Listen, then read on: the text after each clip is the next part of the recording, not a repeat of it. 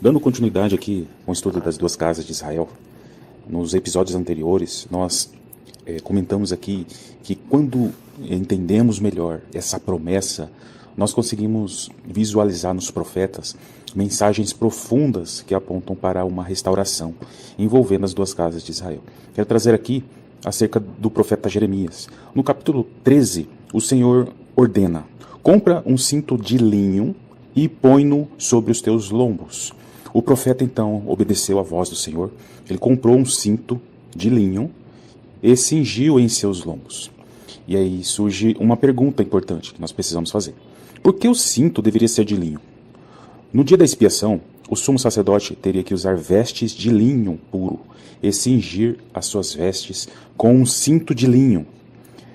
Em Levítico 16 traz essa explicação. Vestirá ele a túnica santa de linho. Então, é importante salientar essa característica que aponta para o dia da expiação.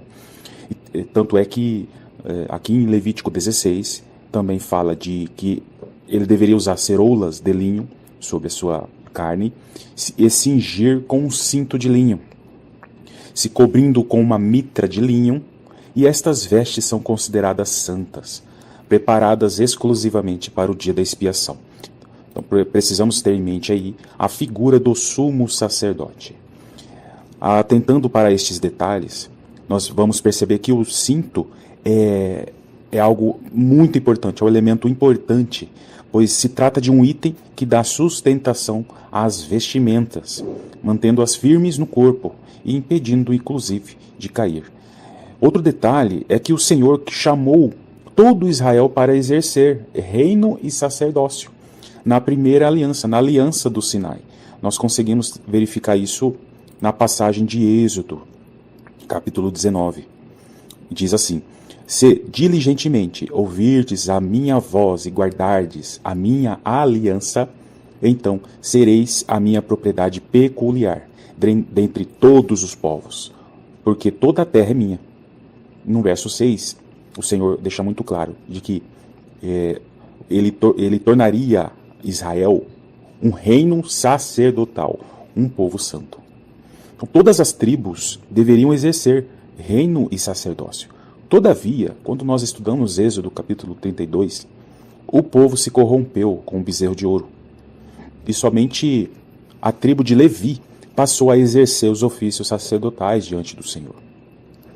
Nos episódios anteriores, nós verificamos que as duas casas de Israel se desviaram dos caminhos do Senhor, afastaram-se da aliança, e esta mensagem é muito clara na alegoria de Jeremias 13.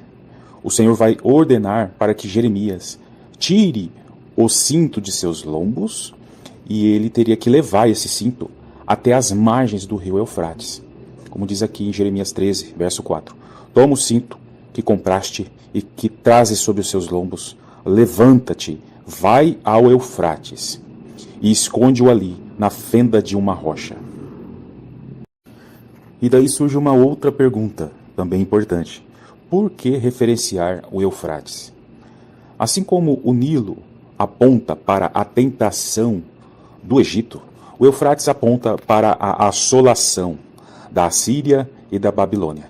De fato, a casa de Israel foi assolada pelo cativeiro assírio, enquanto a casa de Judá foi afligida pelo cativeiro babilônico.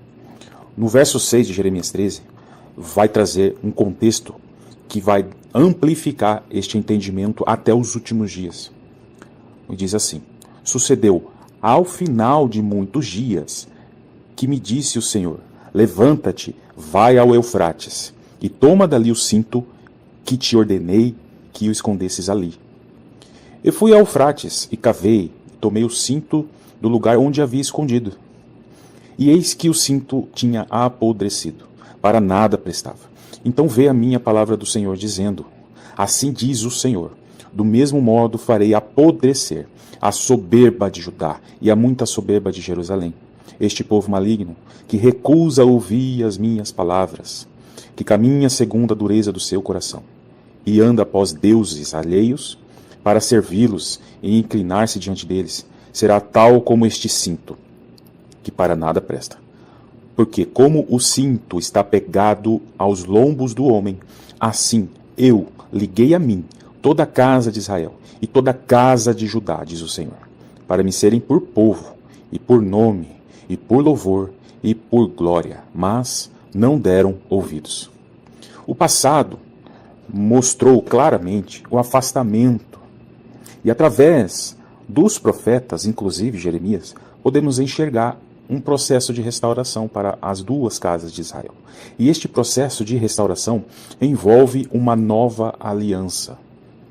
Em Jeremias 33, verso 3, vai trazer a seguinte mensagem: clama a mim, e responder-te-ei, e anunciar-te-ei coisas grandes e firmes que não sabes. No contexto de Jeremias 33, ele vai trazer um complemento sobre essa obra de restauração das duas casas de Israel. Perceba que em Jeremias 31, verso 31, fala de uma nova aliança para as duas casas de Israel. E no capítulo 33, o Senhor vai trazer contextos que vão endossar esta promessa. No verso 7, o Senhor diz que removerá o cativeiro de Judá e o cativeiro de Israel, e os edificarei como no princípio. E no verso 14 diz assim: eis que vem dias, diz o Senhor, em que cumprirei a boa palavra que falei à casa de Israel e à casa de Judá. Naqueles dias e naquele tempo farei brotar a Davi um renovo de justiça, e ele fará juízo e justiça na terra. Quando nós estudamos aí o capítulo 33 de Jeremias, nós vamos perceber claramente uma promessa de restauração das duas casas de Israel, através de Jesus Cristo. E podemos associar elementos que vão apontar para uma restauração na terra de Jerusalém.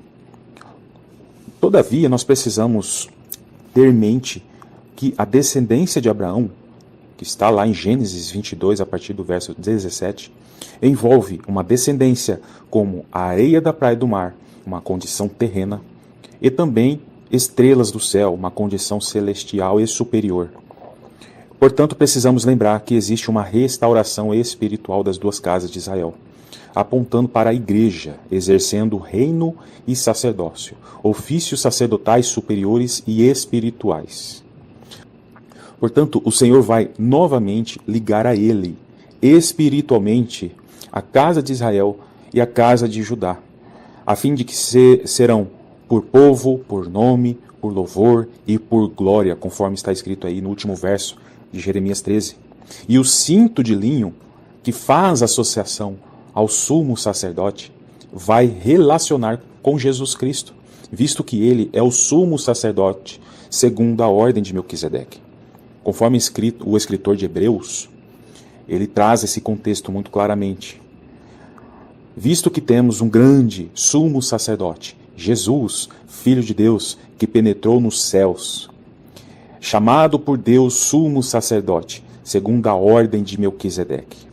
No capítulo 8 de Hebreus, que é muito importante, nós temos essa associação do sumo sacerdote com a restauração das duas casas de Israel.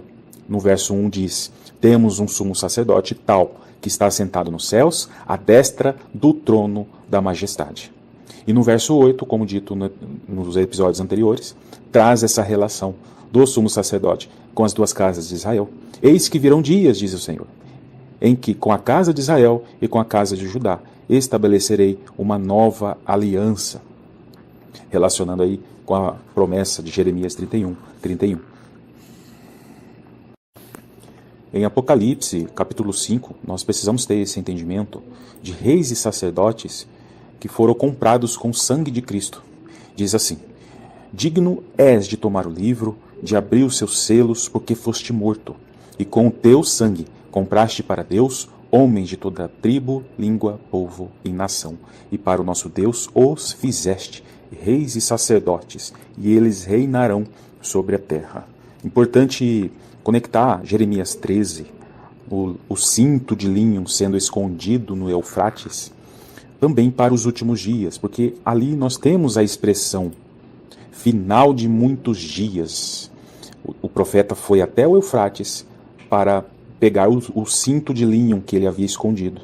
Isso vai apontar para os últimos dias, não somente para aquele contexto histórico onde as duas casas de Israel foram dispersas e se desviaram dos caminhos do Senhor, mas que existe um processo de restauração que também aponta para os últimos dias. Assim como naquela geração passada, aquelas duas casas de Israel tiveram dura cerviz, o Senhor também vai tratar com a soberba de muitos nesses últimos dias. E nós temos aí, novamente, a alegoria do Eufrates, porque o anticristo está associado com o rei do norte, de Daniel 11. Assim como a Síria veio do norte, assim como a Babilônia aponta para o norte, o anticristo está apontando para o rei do norte, de Daniel 11. Então toda a soberba e a dura cerviz serão expostas pelo fogo. E a verdadeira fé dos remanescentes dentre as duas casas de Israel será justificada. E neste processo de aflição, essencialmente na última semana do profeta Daniel, o Senhor ele vai resgatar, vai realmente justificar a fé dos remanescentes, dos fiéis, que permanecerão até ao fim desses últimos dias.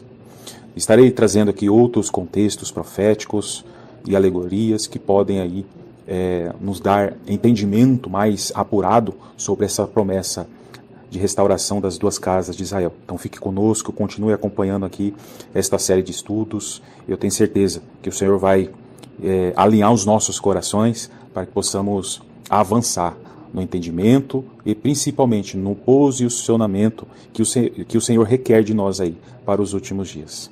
Amém? Deus abençoe a todos.